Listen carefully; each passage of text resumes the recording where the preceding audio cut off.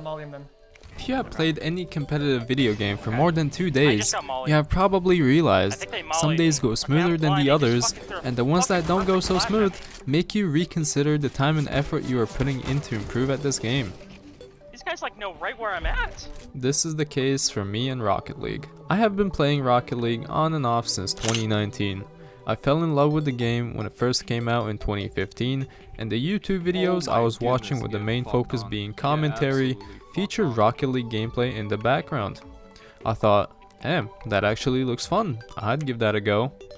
But I was a young fella and I didn't really have a computer at the time, and so I forgot about the game.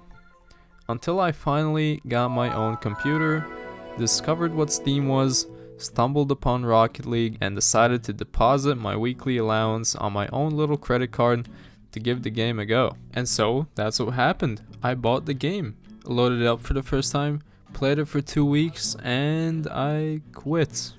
The game was simply too hard for me. I didn't have a controller, so I was kinda limited with what I could do. Everyone was already so much better than me, and I thought I would never return. The year is 2020. Everyone is in lockdown, and I am addicted to Rust. My friend and I would wake up, boot up Rust, play for 20 hours, sleep for 3, and get back on and repeat until I got frustrated with losing fights or in general facing any minor inconvenience. So what did I do? I decided to boot up Rocket League again, and this time I kept playing it no matter how I felt. This ended up being my safe haven for a little while. Naturally, when a person sticks to something for a long time, whether it's playing a game, working in their profession, or studying something, they get very good at it. In my case, after putting in a good 1000 hours, I had reached Champion 1. Now, you as a viewer might ask, why only Champion 1? You said a person gets better at something the more they do it. Well, that's the thing. I was doing it more, but something still felt off. I had more game sense than before, better mechanics than before, but the days where I was playing worse than expected outnumbered the days where everything felt right. For the first time ever, I had become the player I would look up to when I first started the game. Though I was still on keyboard and mouse at this time, I decided I would stick with it, even though it bugged me mentally, and the fact that almost every pro Rocket League player was on controller, I was already in too deep to change anything. Now, over time, I would still stick to Rocket League, not because it was my safe haven anymore.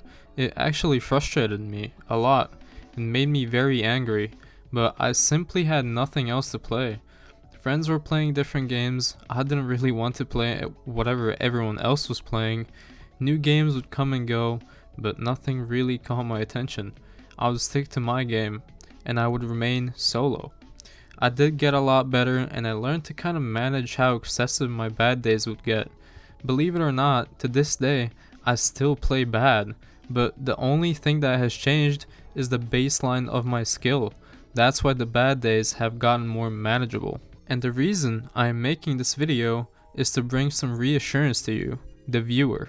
I still get angry teammates in my games, I still whiff sometimes, and I still question myself. You learn to deal with it better, the more you face it. Hell, I used to go on the Rocket League Reddit to look at what other people were saying about their bad days, and I didn't really learn anything from their posts, but I did feel better after, and that's what matters the most. Because at the end of the day, you will still want to come back to your game, because that's what you've been doing for way too long. You kept coming back.